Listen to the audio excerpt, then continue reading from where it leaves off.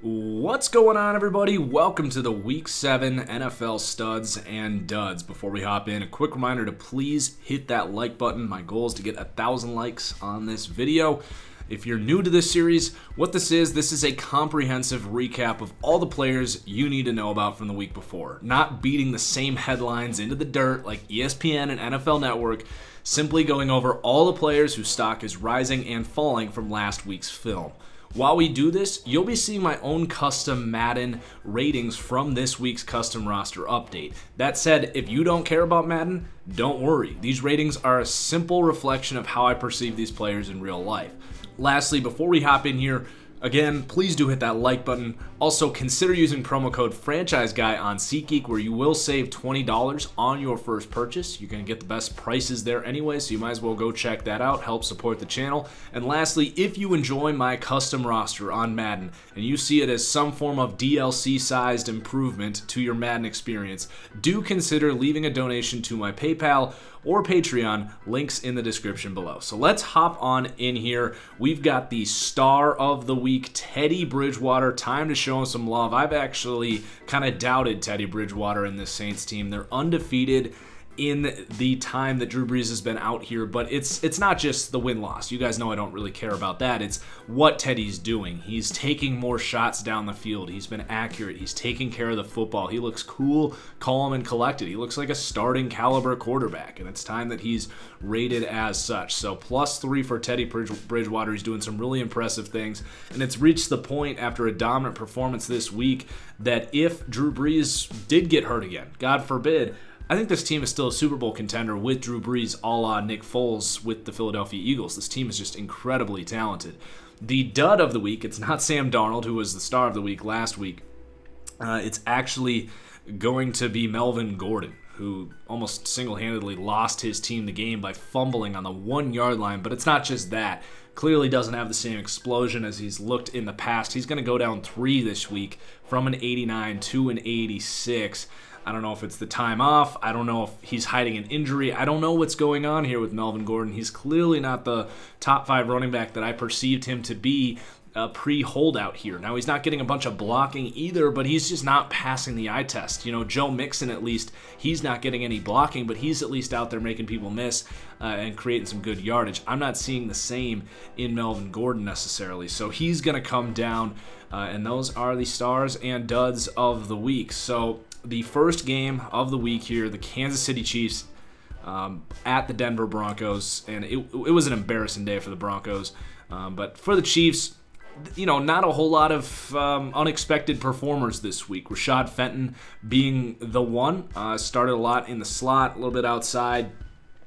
He's a 6th-round pick here for this team, kind of making a name for himself early on here in his career. We'll see how sustainable it is and how much they lean on him. But he's getting on the field and making the most of his opportunities there. And that's really it for the Chiefs. You know, it was the usual suspects that led to this win here. Tyreek Hill, Mecole Hardman almost went up this week. The defense did step up, but it was, in my opinion, much more thanks to the performance of Joe Flacco and the Denver Broncos. So Joe Flacco is going to come down 1. Before we saw Sam Darnold's performance on Monday night, I was going to say Joe Flacco's performance this week was one of the worst of the season by any quarterback. He was just miserable. Granted, he wasn't getting much pass protection, but just no decisiveness, no movement in the pocket. Like, at some point, yeah, you might be under a little more pressure than normal, but you still got to do something with the football. He was just standing there doing nothing. So he's going to go down. Noah Fant, the tight end, 1st-round pick. He's been a huge disappointment. Now, I'm not writing him off, but for a guy that was a little underutilized at Iowa, a guy that a lot of people kind of hoped he would come in and be like George Kittle was, as that super athletic Iowa tight end who just wasn't used too much as a passer in that run-heavy offense at Iowa. Well, it hasn't been the same here for Noah Fant. And it was not necessarily just like he's not getting the targets or anything. He's just not catching footballs. He's not blocking either. So he's got a long way to go. And then Justin Simmons, a big bright spot here for the Broncos this season. He's been moving all over the place. He's flying over the field. He's covering better than he has at any point in his career. He has certainly started to look like that high-end safety that a lot of people believed he was heading into the season. I had some doubts, but he is definitely proving me wrong this season. And then DeMarcus Walker, +1, 70 to a 71. Just part of a rotational pass rush here. He's doing some things against the run as well, but he's looked good when he's been in there. A big breakout here, linebacker Alexander Johnson for the third week in a row, +2, 66 to a 68. Big-bodied guy, second-year undrafted free agent. I've said this before, but reminiscent of the Brandon Marshall breakout here at linebacker for the Broncos, another bigger-bodied undrafted free agent. They seem to basically have found a clone of Brandon Marshall here in Alexander Johnson, who's played excellent in his 3 starts. Really coming out of nowhere here. And then on the edge, Malik Reed going up again. He's stepped up in place of Bradley Chubb. Not the same force, but he's doing some things to get after the quarterback. He can do some nifty things as a quick, undersized guy, dropping back into coverage as well. So his rise is going to continue here. So on to the Niners at Redskins game. Now, not a lot of takeaways in this one. It's basically all in the trenches, as it should be, in just an absolute monsoon of a game. But the offensive line for San Francisco continues to play well at tackle, despite their 2 starters being injured. Justin Skule looks like a guy that probably should not have been a 6th-round pick. The dude's just a mauler. A good week of pass protection this week. He's going up for the 4th week in a row, 61 to a 63. He will probably play a pretty large role as that swing man on the offensive line when they do get Staley and McGlinchey back in a few weeks. And then at left guard as well, Laken Tomlinson, +1, 73 to a 74. A former first-round pick, was not a successful player in Detroit, but he has slowly just been, more and more steady each week here for the Niners. He was good last year. He rose a lot last year as well, but he continues to go up here. Good in all phases of the game. And then on the edge, Arik Armstead. I say edge, but he kind of plays that Michael Bennett role, that Calais Campbell role. He's a run defender on first, second down, just a massive individual on the edge. Tackles are definitely thrown off by how big of a force he is in the run game. And then he'll rush off the edge, he'll rush on the inside, but it is what he's doing in run defense that is really making it unique here, because it's keeping these other guys fresh. It takes a little pressure off of what Ronald Blair has to do as a rotational guy. It takes pressure off of D Ford specifically, who's only playing 24, 25 snaps a game, in an ideal situation here for the Niners. But in those snaps, he's fresh and he's screaming off the edge because of the dirty work that Arik Armstead is doing. So really complimenting everything they want to do there. And then on the Washington side, Chase Roullier, the center there, he's actually played pretty well. That offensive line hasn't been that bad this year. They aren't that bad in the trenches on either side of the ball. So this game was kind of made for Washington. I'm not surprised they covered given those conditions. And then at free safety, this is one of the players I'm most excited for this week. He's only going up 1, but Troy Apke, this was maybe my guy, like my number 1 guy in the draft last year. I thought this guy was going to be an absolute stud. With the ceiling of a Harrison Smith, that rangy free safety that can come in the box and hit you, just the kind of freak that, athletically, like his combine scores, like engineered in some lab in Germany. Like, this guy is insanely athletic, and I thought his tape at Penn State was way better than warranting him falling into the mid-rounds like he did. And he's finally getting the opportunity here. We'll see.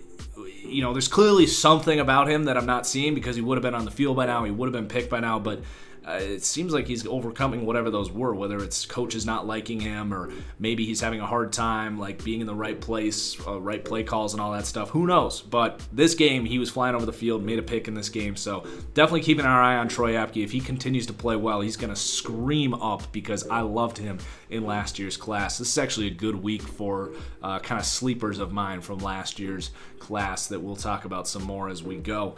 So Houston at Indianapolis. Nothing moving on the Houston side. I thought they kind of were the Houston Texans in this game. Deshaun Watson made some plays. It was DeAndre Hopkins. It was Kenny Stills, who's having a good season. He was the only guy I thought about moving up, but not this week. And then defensively, their secondary is terrible. I would lower Lonnie Johnson if he wasn't already a 65. Like, I don't think Lonnie Johnson can play football, and he kind of proved that this week. So I'll bring him up, but they go out and they trade for Conley. That secondary is the biggest issue on this team. Maybe he can help. We'll see. And then for the Colts, lots of movement here. So Jacoby Brissett's going to go up +1. I like what we're seeing from Jacoby Brissett. This was his best game of the year for sure. Now, I tweeted about this earlier. I don't have a stance on Jacoby Brissett. He's shown some good flashes and some bad flashes. But the Colts truthers, the Jacoby Brissett truthers, who are now calling me a Colts hater, sound a lot like the Mariota truthers, the Trubisky truthers, the Blake Bortles truthers, the Ryan Tannehill truthers. I'm hearing the same things from Jacoby Brissett. I'm just saying it's eerily reminiscent of those things. I think Jacoby actually probably a better player than all four of those guys I just mentioned. Although Mariota, he showed some better signs at points in his career. But anyway, I'm still kind of 1 foot in, 1 foot out on Jacoby Brissett. He's got a great surrounding core here. He's had some highs, he's had some lows. As for the rest of this team, Mark Lewinsky is kind of a weak link on this offensive line that has otherwise been pretty dominant. This was a breakout guy last year, a low pedigree kind of guy, so not surprised to see him kind of regressing to the mean for what you would expect for kind of I think it was, a 7th round pick that Seattle let go, and, if Seattle lets an offensive lineman go, he's clearly got some flaws. So Mark Lewinsky going to come down 2 here. Zach Pascal, this guy gets me fired up just watching him because he's too slow, whatever. He's oversized, whatever. I think he was originally on Tennessee. He gets cut. He goes to the division rival here. He's just a badass player, super physical. He's one of the best blocking receivers in the entire NFL, if not the best. And he's getting better as a route runner. Like, he's getting open downfield. His hands are awesome. He's super physical. His good run after the catch ability. So, I like this Zach Pascal guy. He doesn't have the highest ceiling because, he's not going to ever create a ton of separation. But I do like he seems to be a guy with great work ethic, just really a scrappy player. So I respect a lot of what he's doing there. Danico Autry, he's going to go up this week. He's having an amazing season. One of the weirdest players in the NFL is 6'5", 273-pound interior defensive tackle. Maybe he really is just that strong. Like, he just has that raw strength that he can get away with that because he is contributing in run defense and he is contributing as a pass rusher. At that size, that's a pretty traditional 4-3 end, but he plays exclusively on the inside here. So he's really defying the odds there at that size. But he's been good now for 25 games here. And then at cornerback, converted safety, Roland Milligan, getting some playing time here, +3, 60 to a 63. This Colts team's doing a really good job of getting these kind of out of nowhere defensive backs to really step up and just be solid players. So the fourth game of the week, Oakland at the Green Bay Packers. Josh Jacobs going to go up yet again here. I kind of made fun of EA Sports because they ranked him like a 73, 74 overall. My comparison for him was somewhere between an Ezekiel Elliott and Melvin Gordon. Like, I think he was an incredible prospect that was just underutilized at Alabama, and he's proven that right here. Now, I wouldn't have taken him in the first round. If I could go back, I would pick someone else for Oakland. But God, he is probably the 5th best running back in the NFL. I was on a stream the other day, and that was one of the questions, top 5 running backs. I was struggling to come up with the 5th, but now that I think about it, Josh Jacobs, I think, has got to be at least in that consideration for a top 5 running back in the NFL. He's been a big reason that this Raiders team has kind of stepped it up offensively a lot more this year. But the biggest reason is right here, Darren Waller, +2, 76 to a 78. I mean, he's playing like a 99 overall. That's for damn sure. I tweeted that he's the best player in the NFL this week, obviously joking, but I mean, God, he has been just insane. Like, he's a mismatch problem. He's had a drop, maybe 2 drops, but like he's got pretty solid hands. He's making the spectacular catches. But what surprised me the most about him is that he's blocking. He's pushing defensive linemen back. He's pass blocking.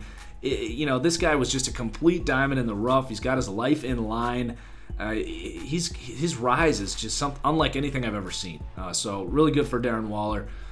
Got to be the comeback player of the year. Got to be. I don't even know who else is remotely close right now.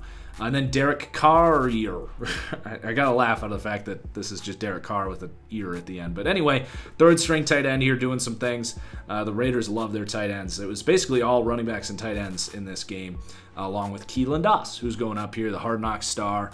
I like his game. Kind of similar to Zach Pascal, a little bit of the same things we said. Like, not the best speed, but good route runner, and his hands are solid. So Keelan Doss, plus 164 to a 65. On the Green Bay side, fullback Danny Vitale, I don't know how you're supposed to say it, but this scheme is that 49ers Shanahan scheme for the most part. With heavy packages, they love that fullback. He's getting 15 snaps a game, and he's really springing some holes for Aaron Jones, but getting involved in the receiving game as well. This team needs all the help they can get from these pass catchers, and Vitale had a big catch in this game. These other young pass catchers here, Marquez Valdez-Scantling, he's fighting an injury, but he's fighting through it well. He had he showed off that speed on the breakaway run. I still think he's a little stiff, a little bit of a slow starter, but he's also got that big size as well. He's made some pretty spectacular catches. So he's a guy that just needs to keep working at his craft and getting that confidence to come down with those balls, because I think his hands are still the number one concern of him. And then Alan Lazard, after the breakout Monday night performance, showed again, he's got some pretty good skills out there. He's a big-bodied guy, but he can run. He made a really nice catch in this game. Did have a drop, so we'll keep an eye on that. But plus 165 to a 66. Edge Zadarius Smith, plus 181 to an 82. This is one of the best free agent signings of the year for sure. I mean, you look at the divisional counterpart, Trey Flowers, or if you consider Frank Clark to be a free agent signing, those were kind of the three highest paid edge guys this offseason. D Ford as well has been the best of those four names I just mentioned. But Zadarius Smith, his pressure rate, he's on pace for 84 pressures right now. That would have been the most pressures of any edge player in the NFL last year, and he's just dominating, and he's battling some injuries. So he's been a huge addition for this Green Bay defense.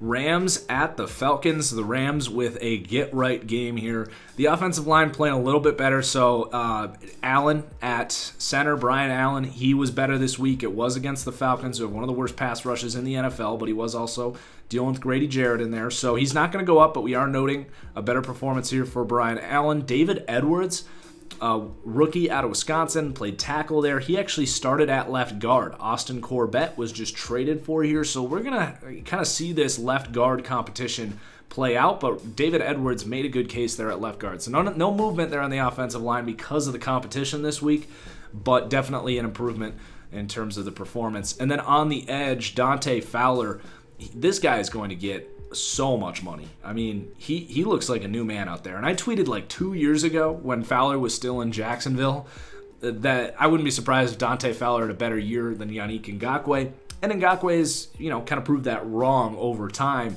But this season, I think you'd rather have Dante Fowler than Yannick Ngakoue. And it could just be the contract year. He's playing for that money.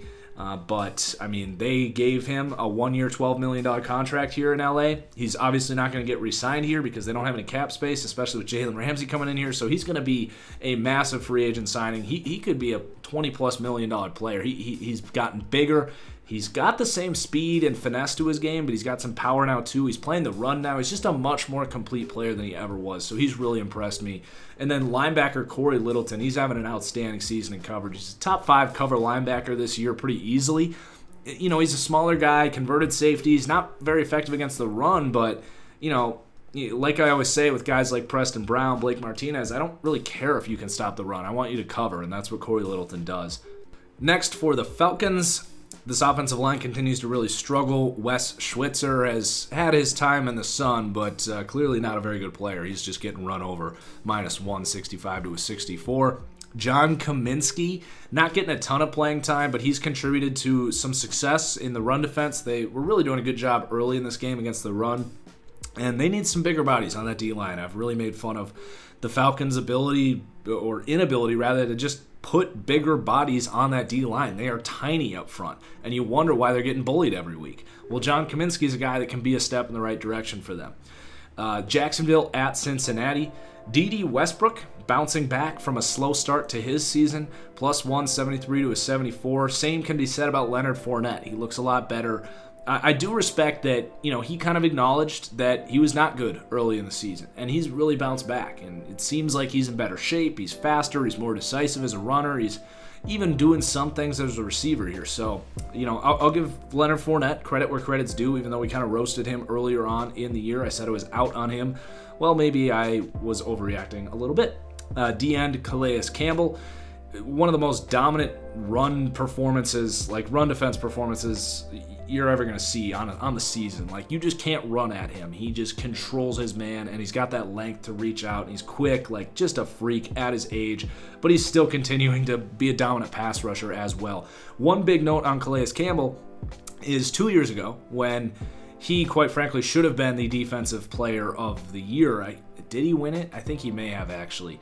But regardless, when, in 2017, when he was that elite player, he was playing almost exclusively on the edge. This year, with Josh Allen in there, they're actually using Calais Campbell much more like he was used in Arizona as that interior defensive lineman, but it's working for him. He's been just as productive on the interior as he was on the edge that year.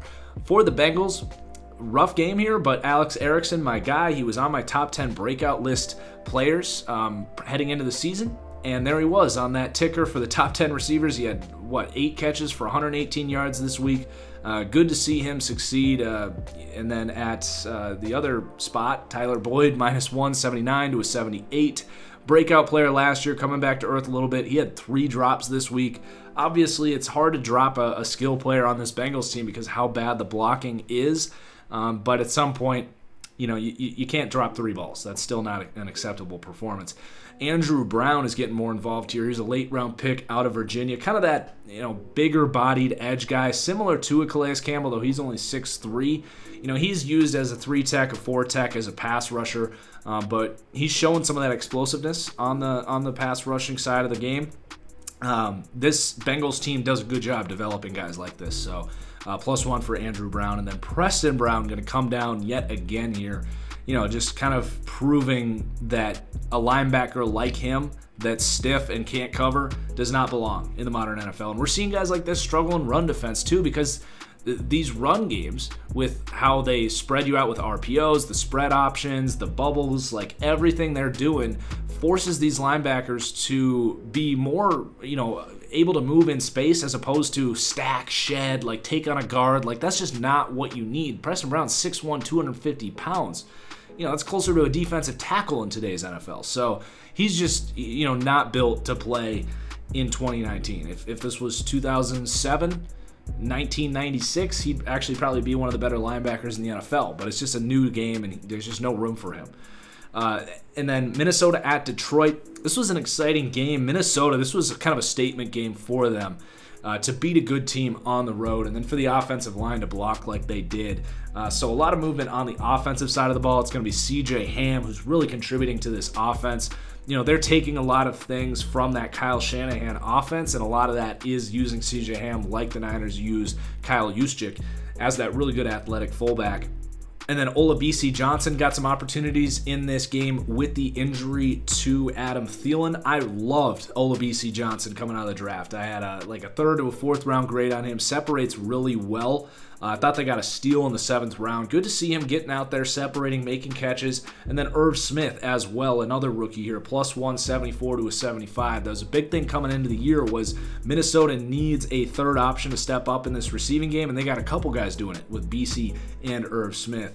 Center, Garrett Bradbury, we lowered him pretty hard. He was even a dud of the week 3 weeks ago. But +2 this week. He's now higher than he was before the dud of the week. Completely responding. Seemed to just kind of need a little bit of time to get familiar with the size and speed of the NFL. But he is playing like one of the better centers in the league right now. Really helping this team, who has been much better as pass blockers in the last few weeks, but also run the ball at a really nice rate lately. So Garrett Bradbury, good for you for turning things around here pretty quickly. Riley Reif at left tackle.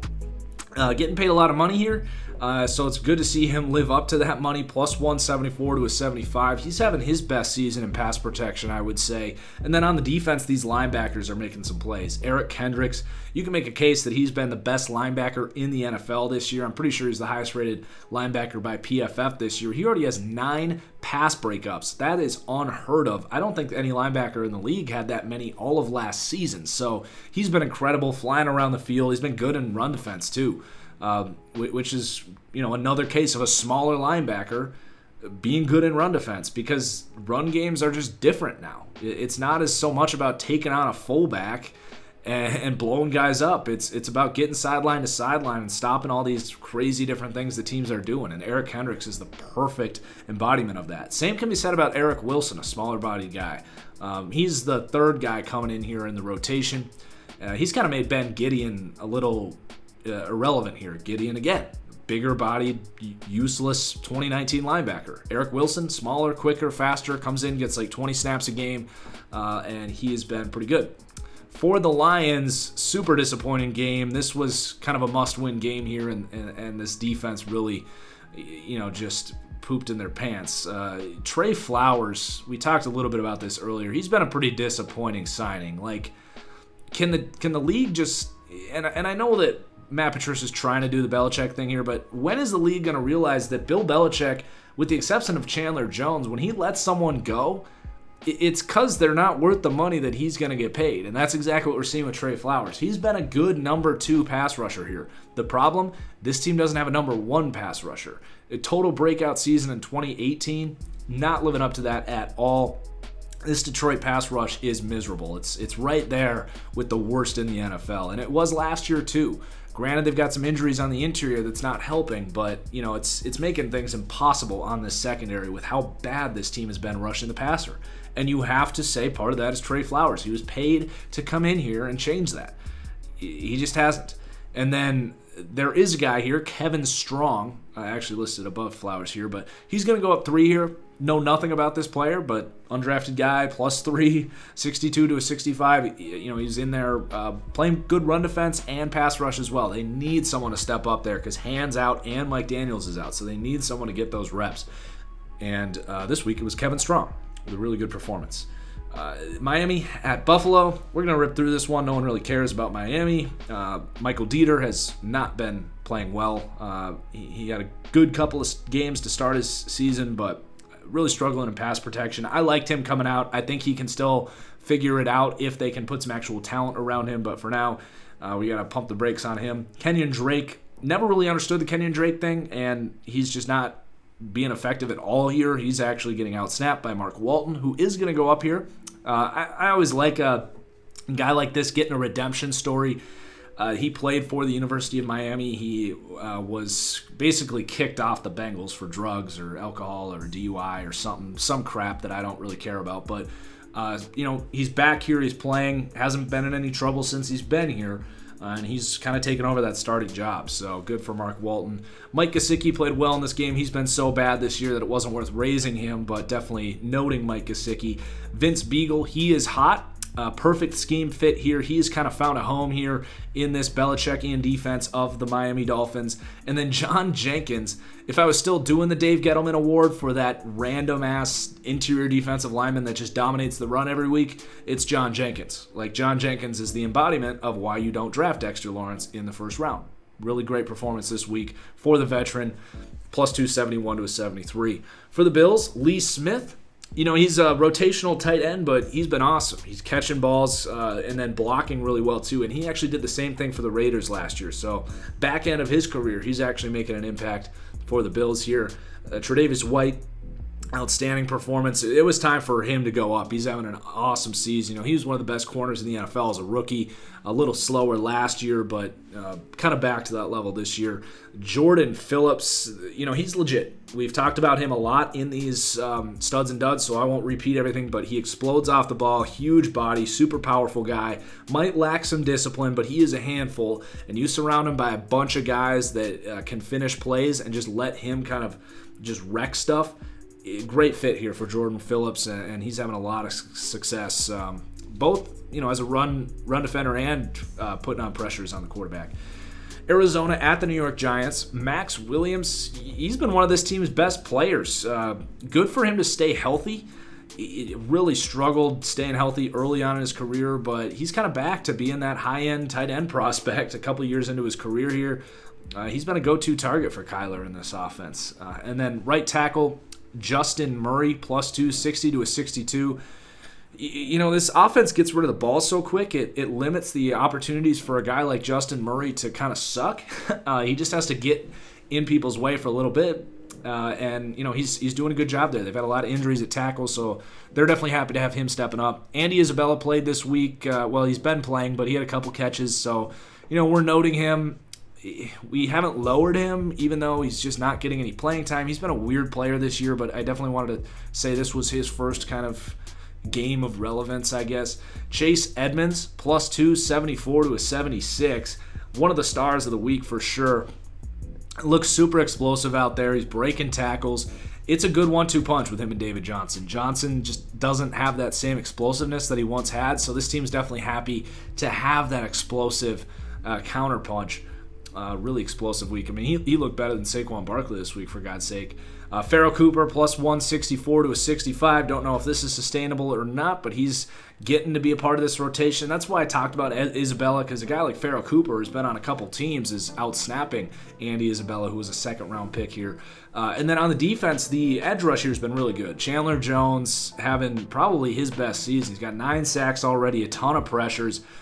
He's been one of the best edge rushers in the league for sure. So +1, 85 to an 86. And then Cassius Marsh, +2, 67 to a 69. He hasn't spent a lot of time in his career in a traditional 3-4 scheme like this. He's built to be that flexible edge linebacker, and he's having a good year here. Nothing crazy, but this defense in general is coming into its own. They got Patrick Peterson back this week as well. It sucks that the Cardinals are in such a good conference, because if they were in the AFC, they just might be a playoff team this year. No movement for the Giants. It was a very predictable week. I spent a lot of time roasting them on Twitter, on the podcast, and the power ranks. Like, your quarterback sucked. Your defensive line that you've spent so much investment on couldn't stop the run. Saquon was outplayed by a third-round pick at Chase Edmonds. Like, this was the most Giants summary you could think of. But at the end of the day, they were who I thought they were, so no movement here for the Giants.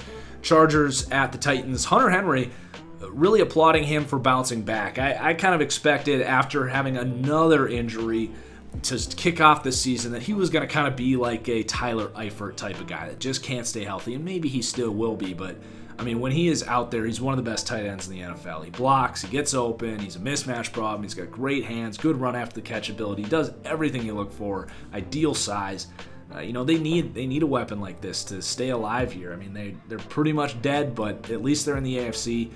Melvin Gordon, we talked about him, and then Casey Hayward's coming down as well. It's not that he's been bad, but we had him rated pretty high. I've always been a big Casey Hayward fan, but he's not really helping out too much here. He's been, pretty average this season for sure. And then for the Titans, it's an exciting time here in Tennessee, like as exciting as you can be for the Titans. They've kind of rebuilt themselves mid-season here. You got a new quarterback, Ryan Tannehill. He's going up here. He played very well. But they have kind of figured themselves out on defense a little bit. Jonnu Smith's going to go up. By the way, let's finish the offense, and then we'll talk about the defense. But Jonnu Smith, straight up, he's one of the best run after the catch receivers in the NFL. He doesn't do much as a blocker, but you can just see the athleticism that made him a third-round pick here. A very raw guy, but he continues to kind of impress here in Tennessee.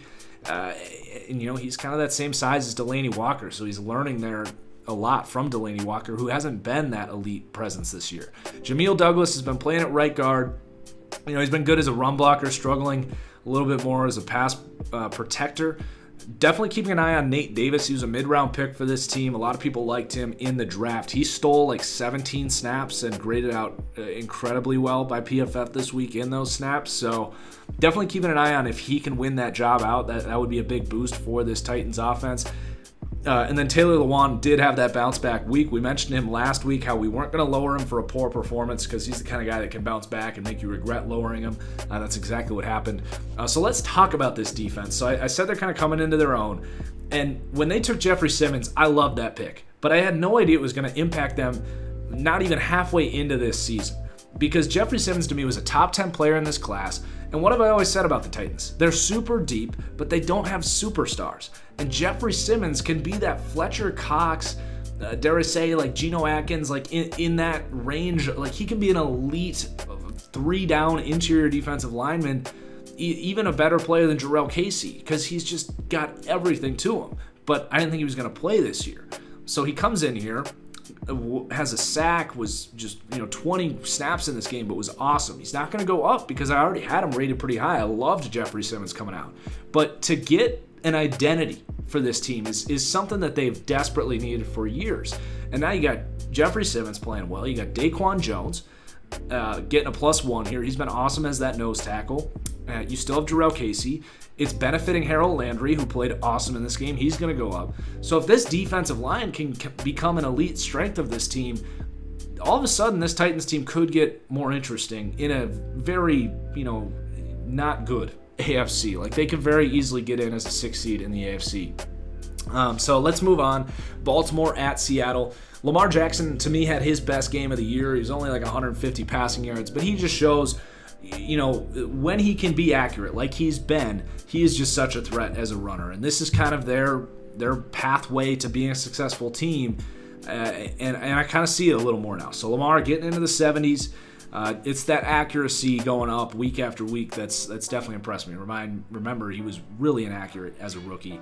Miles Boykin, he's getting more comfortable here. He went down early in the year, but like I said, he's looking more comfortable. +1, 67 to a 68. Marcus Peters played great here. No movement here, but definitely keeping an eye on him. He's a boomer best corner, so we'll see if that was a boom week and he'll have a bust week next week, or if this scheme actually is perfect for him and he could go back to being considered, a top corner in this league.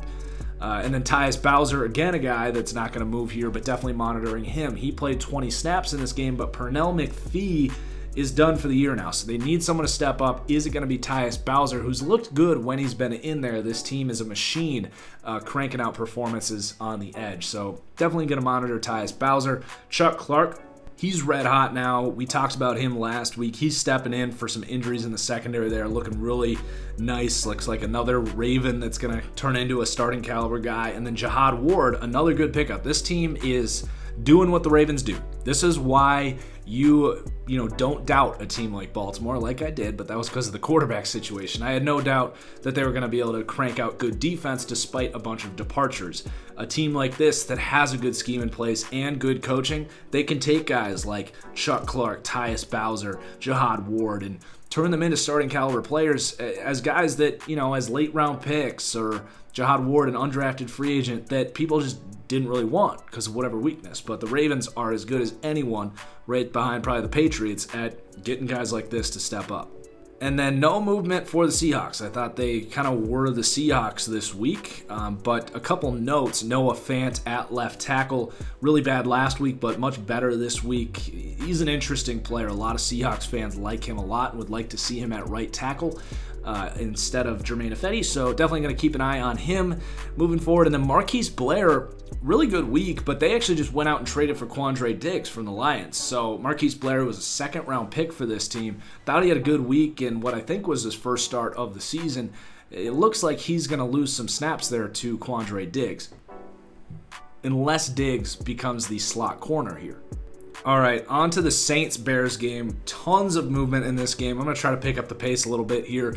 Right tackle Ryan Ramczyk straight up has been one of the best tackles in the NFL this year, and he's gone up against J.J. Watt, DeMarcus Lawrence, obviously Khalil Mack in this game. He's been outstanding.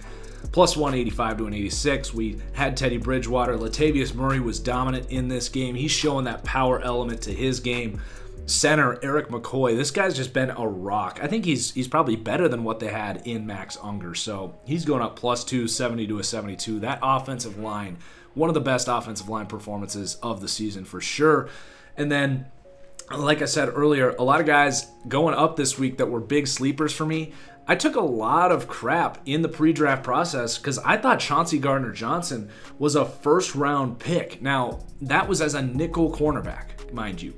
And it's a new NFL. You would, 3 years ago, you wouldn't draft a nickel corner in the NFL because that was just unheard of. But Chauncey Gardner-Johnson has amazing instincts. He's got the athleticism to cover zone, man. He tackles, just an instinctive guy in terms of, attacking the football. I love me some Chauncey Gardner-Johnson. And, people thought it was crazy for saying he should be a first-round pick. He fell to the third round. And then the Saints scoop him up because they just want good players. And sure enough, he finds his way onto the field in a super deep secondary, but he still finds his way on the field. It was awesome in this game. Now, I'm listing him as a nickel back. He's played some strong safety. He's played some nickel corner. That's what he is. He's a nickel defender, but God, can he ball out. I was excited to see him have a big week. And then on the Bears side, Bears fans, shield your eyes. It's ugly this week. There's been a lot of guys here that I've been kind of just hesitant because I thought the Bears were going to have a bounce back week this week, and they didn't. I mean, Mitchell Trubisky was awful. Don't need to defend this. I mean, it's over. Time to move on and, try to trade for Andy Dalton or Marcus Mariota or something. Like, it's just not happening here. He's Blake Bortles North, just very clearly. Halfback David Montgomery hasn't broken out yet. Like, at some point, you just got to show it. I know the blocking hasn't been great here, but I thought he was going to be a big impact for this team, and he just hasn't been. Eddie Jackson's having a bad year. I think he's a guy that, I again took some flack for not, making him, one of the best safeties in the game and all this stuff. He had a huge year last year behind one of the best pass rushes you'll ever see. He's an extremely aggressive safety, so he attacks the ball, but without Adrian Amos next to him, who's very conservative, he's lacking that ability to, get away with a lot of this stuff. And the pass rush hasn't been as good. It's not, forcing those dumb throws. So Eddie Jackson coming down a little bit here, kind of getting exposed a couple weeks in a row. Roquan Smith, again, a guy that I've just been holding on to this 77 here, like waiting on him to show what he was in college. He was one of the best college linebackers you'll see, but I mean, God, he hasn't done anything for the Bears. Like, where are you at, dude? Like, gosh, it's time to lower him until he shows something. And then Bilal Nichols, I think a guy that definitely benefited from how good everyone was there last year. Now, he's been a little beat up. I still think he can have a nice career here, but a little bit of pump the brakes on what he was last year. All right, 2 games left. Philly at Dallas. Philly just a stinker in this one. Carson Wentz going to come down. I thought about a -2 here for Carson Wentz. We'll see how he responds this week at Buffalo. It's going to be a big game, really for his career, I think. This defining game on the road. Must-win game for Philadelphia. But he's going to come down. He's not all of the issues, but, I mean, he's had some good games this year and some pretty bad ones, like this one against Dallas. Linebacker TJ Edwards is going to go up. They've needed someone to step up. He was a good player coming out of Wisconsin that they found as an undrafted player. And then Fletcher Cox is going to come down. Dominant performance all year last year, but just not matching that elite performance, so time to come down. Strong safety, Malcolm Jenkins. I've always loved Malcolm Jenkins, but age clearly catching up with him. He is not, innocent in terms of how bad the secondary's been. He's struggled as well as all these guys. Rasul Douglas, he's coming down for the second week in a row. Just doesn't look like a starting caliber corner right now. The Eagles are in trouble. This defense is not playing to the level that you would hope, and Carson Wentz hasn't been able to carry this offense that's really struggling right now. And then for Dallas, no movement on the offensive side of the ball. I mean, I've got these guys rated pretty high, so you would expect them to play like that occasionally and not play like they did against the Jets. Zeke was better this week, thought about raising him, but no movement this week. And then on the defensive side of the ball, it was the defensive line that played well. Malik Collins is having a good season there, +2, 71 to a 73. Kerry Hyder as that kind of rotational speed rusher on the inside. He's a weird body, like 6'2", 270. But he kind of gets the job done as a pass rusher. And then on the edge, Joe Jackson, interesting player. I mean, my comparison, ironically, for him was Taco Charlton, who this team took in the first round. They obviously cut him this year. He's on the Dolphins now. But my comparison for Joe Jackson was Taco Charlton. Both guys I had third-round grades on. So they seem to have maybe found what they wanted in Taco Charlton as that bigger-bodied edge guy. I don't see a very high-end pass rusher there, but he's been contributing as a rotational run defender on the edge. So New England at the New York Jets. Sony Michel, we mentioned him last week, just doesn't look very good, and I've never been a big Sony Michel guy. I had a third-round grade on him. I was stunned to see the New England Patriots pick him in the first round. And other than about a 4-game stretch in the playoffs last year where they had just ridiculous run blocking, Sony Michel has not really done much for me. He doesn't really make a ton of guys miss. I think what he's best at is he's got a safe pair of hands. He takes care of the football. He doesn't really lose yards. He's fine. But I just don't really see it in Sony Michel. I don't see the explosion that supposedly made him a first-round pick. And then at wide receiver, Julian Edelman, time to come down. I know he's been playing hurt, but he's 33 years old. It could just be a situation where he's not going to be healthy again. I think we're seeing a transition here away from Julian Edelman towards guys in Philip Dorsett, Jacoby Myers. They bring in Mohamed Sanu here. We're going to get N'Keal Harry back. I think the Julian Edelman days are coming to an end. He had a just massive drop in this game. Now, that said, he's probably going to catch 73 balls in the playoffs for 3,300 yards and 16 touchdowns as the Patriots win the Super Bowl. But as far as his regular season is concerned, I don't think he's much of an impact. Moving over to the defensive side of the ball, safety Terrence Brooks, plus 268 to a 70. Liked this signing in the offseason. He's getting an opportunity here. I think Patrick Chung is now facing that suspension. Is that what's going on here? Because Patrick Chung didn't play in this game. But plug and play here with this Patriots defense, as is the case with pretty much anyone. Terrence Brooks, plus 268 to a 70. Juwan Bentley is having a really nice season, plus 169 to a 70. He's not playing a ton of snaps every week as that huge middle linebacker. He's like 6'2", 260. But God, he's got good instincts. He's obviously really hard to block. And Belichick does a good job of limiting those weaknesses of his ability to move in space. And then Jonathan Jones, it was just time. I mean, he's been so good this year. They haven't played anyone, so I haven't wanted to raise him. But at some point, like when you dominate NFL teams week after week after week in the slot, it's just time. So plus 371 to a 74. That could continue to go up pretty fast as this team eventually is going to start playing some real competition here. And then for the Jets, Sam Darnold is going to come down 1. We raised him 2 last week. Maybe it should have been warranted to just put him back to where he was after an outstanding performance last week and then one of the worst quarterback performances of the year on Monday night. But, I still got faith in him. He was spooked by this Patriots defense. We'll see how he bounces back next week. If he's good, that's great. If he's bad, we might lower him back to a 75.